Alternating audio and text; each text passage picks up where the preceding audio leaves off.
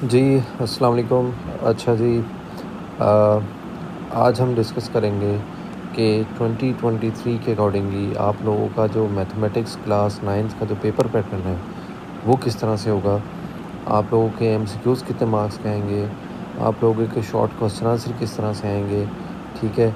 और आप लोगों के लॉन्ग क्वेश्चन आंसर किस तरह से आएँगे, टोटल कितने मार्क्स का पेपर होगा, हर पार्ट में से कितने-कितने मार्क्स के क्वेश्चन आंसर आपके पास आ रहे होंगे।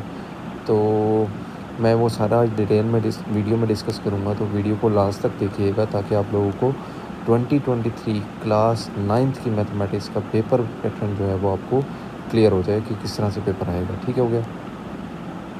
अच्छा जी, ये आप लोगों के सामने मैंने एक पेपर स्कीम 2023 के नाम से शेयर की हुई है।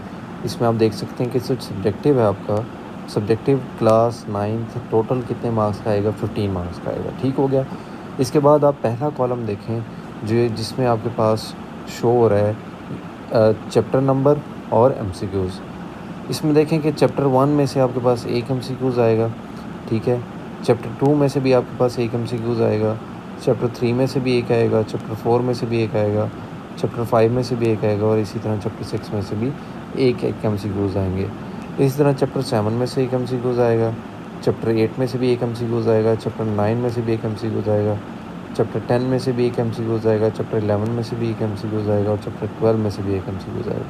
चैप्टर 13 में से कोई एमसीक्यूज़ नहीं आएगा, चैप्टर 14 में से एक एमसीक्यूज़ आएगा, चैप्टर 15 में से भी कोई एमसीक्यूज़ नहीं आएगा, चैप्टर 16 में से आएगा और चैप्टर 17 में से एक एमसीक्यूज़ आएगा। टोटल कितने मार्क्स के आपके पास एमसीक्यूज़ होंगे, ये 15 मार्क्स के एमसीक्यूज़ हो जाएंगे, ठीक है। अच्छा, इसमें आपने करना क्या है कि आपके पास जो रिव्यू एक्सरसाइज के जितने भी आपके पास एमसीक्यूज़ एक्सरसाइज में अवेलेबल हैं, आप लोगों ने वो लाजमी करना है, ठीक है। रिव्यू एक्सरसाइज के जो आपके पास एमसीक्यूज़ हैं वो आप लोगों ने हर सूरत कर लेने हैं, ठीक है। अगर आप ये कर लेते हैं रिव्यू एक्सरसाइज के एमसीक्यूज़, तो यकीन करें आप आउट ऑफ 15-12 मार्क्स तो कहीं नहीं गए आपके, ठीक है। ऑलमोस्ट आप अच्छे नंबरों से पास हो जाएंगे एमसीक्यूज़ में, ठीक है। 3 एमसीक्यूज़ या 2 एमसीक्यूज़ ऐसे होते हैं कि जो आपकी बुक के एंड में ना एक सिंबल्स वाला पेज बना हुआ है, सिंबल्स को लाजमी तैयार कर लीजिएगा क्योंकि सिंबल्स अक्सर वो पूछ लेता है कि एंड का सिंबल कौन सा होता है, इक्विवेलेंट टू का सिंबल कौन सा होता है, ठीक है। इसी तरह इक्वल का सिंबल कौन सा होता है, ठीक है।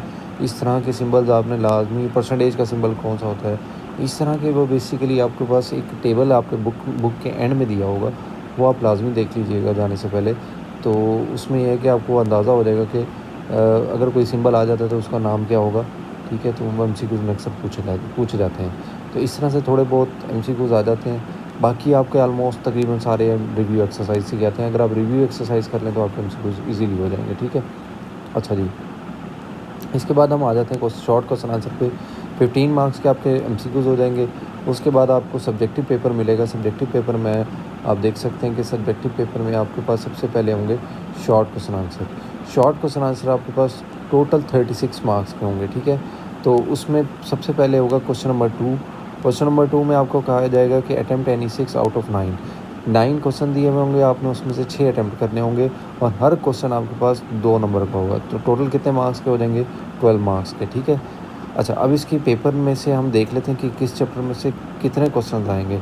चैप्टर 1 में से आपके पास दो शॉर्ट क्वेश्चन आंसर आएंगे, चैप्टर 2 में से भी 2 शॉर्ट क्वेश्चन आंसर आएंगे, चैप्टर 3 में से भी 2 क्वेश्चन आंसर आएंगे, चैप्टर 4 में से भी 2 क्वेश्चन आंसर आएंगे, चैप्टर 5 में से एक शॉर्ट क्वेश्चन आंसर आएगा, ठीक है। अच्छा, इसके बाद आपके पास चैप्टर 2 ख़त्म हो जाएगा। चैप्टर 2 में से आपने 6 क्वेश्चन लाजमी आपने अटेम्प्ट करने हैं ताकि आपको 12 मार्क्स इजीली आप गेन कर सकें। उसमें क्या है कि आप अगर पहले 3 चैप्टर भी कर लेना तो उसमें 6 क्वेश्चन आपके इजीली हो जाएंगे, ठीक है।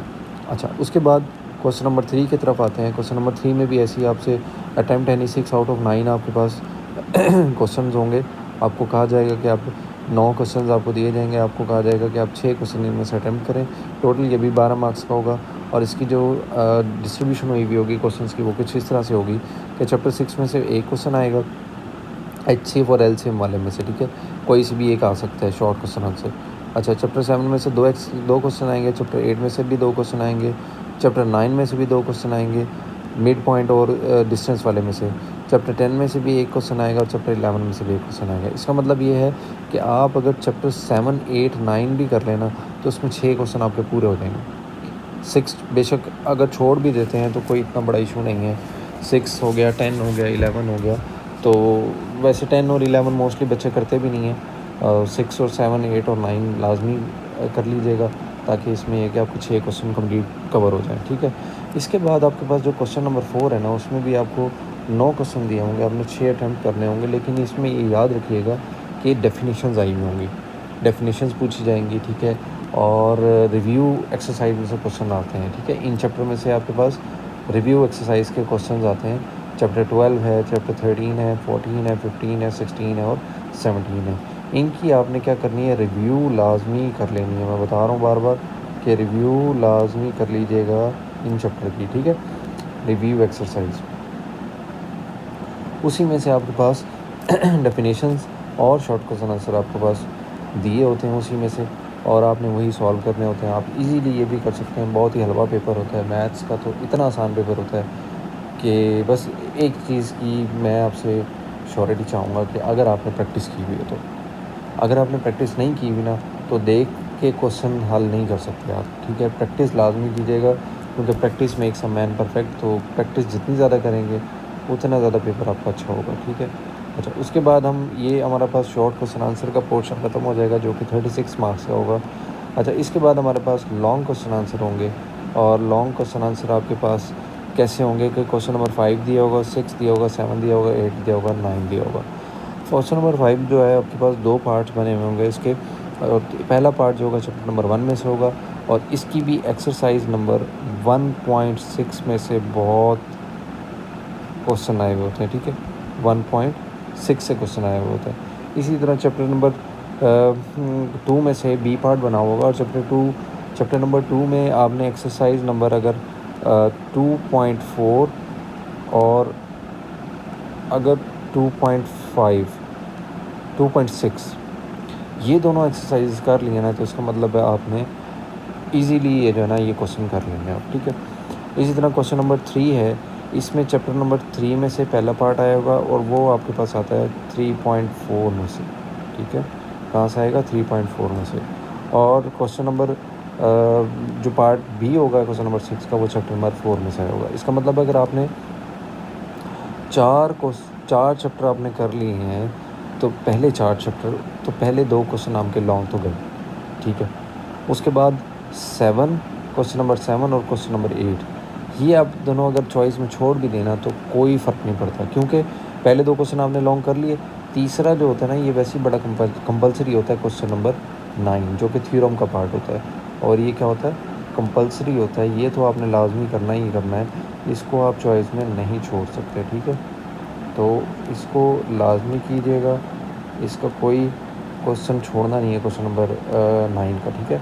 क्योंकि अच्छा, एक और चीज़ ये है कि थ्योरम की ना स्टेटमेंट लाजमी याद रखिएगा, क्योंकि अक्सर बच्चे क्या करते हैं कि क्वेश्चन को जहन में नहीं रखते और आंसर वो कुछ और लिखाते हैं, जिसकी वजह से थ्योरम आता आता भी बच्चा जो होता है वो गलत कर आता है। ठीक है। ऐसे मोस्टली मेरे स्टूडेंट्स ऐसे थे जिन्होंने जिनको क्वेश्चन उन्होंने देखा नहीं होता और आंसर उनको तैयार होते हैं, वो जाते हैं पेपर में और जनाब वो जाके करके आ जाते हैं। फिर बाद में पता लगता है वो तो क्वेश्चन ही कोई और था, जो जवाब हम लिखे हैं वो तो गलत है। तो आप प्लीज़ ये केयरफुल रहिएगा कि जो क्वेश्चन आपको दिया होगा, जो थ्योरम की जो स्टेटमेंट होगी, वो लाजमी एक दफ़ा पढ़ लीजिएगा, दैन उसके बाद थ्योरम सॉल्व कीजिएगा। अच्छा, थ्योरम के लिए आपके पास 2 चैप्टर्स हैं, एक चैप्टर नंबर 12 है, एक चैप्टर नंबर 16 है। तो मोस्टली बच्चे क्या करते हैं, चैप्टर नंबर 12 कर लेते हैं। अच्छा, 12 ये है कि थ्योरम थोड़े से ईजी भी हैं, और अगर आप 16 करना चाहें तो वो भी ठीक है। दोनों में से कोई एक थ्योरम का चैप्टर कर लें, क्योंकि दोनों में से थ्योरम आते हैं और दोनों थ्योरम में चॉइस होती है। ठीक है। या तो चैप्टर नंबर 12 कर लें या चैप्टर नंबर 16 कर लें। तो इस तरह से ये है कि आपका जो है मैथ का पेपर सॉल्व हो जाएगा। और ये है पेपर पैटर्न इसका। आपके पास जो क्लास 9th का जो मैथमेटिक्स का जो पेपर पैटर्न होगा, वो कुछ इस तरह से होगा। तो ये याद रखिएगा, इसको एक दफ़ा अपना जो है ना तैयारी में भी इसी को पार्ट बनाएं, अपना तैयारी भी इसी के अकॉर्डिंगली करें, ताकि आपका पेपर अच्छा हो जाए। ठीक है। दुआ में याद रखिएगा। ओके, अल्लाह हाफ़िज़।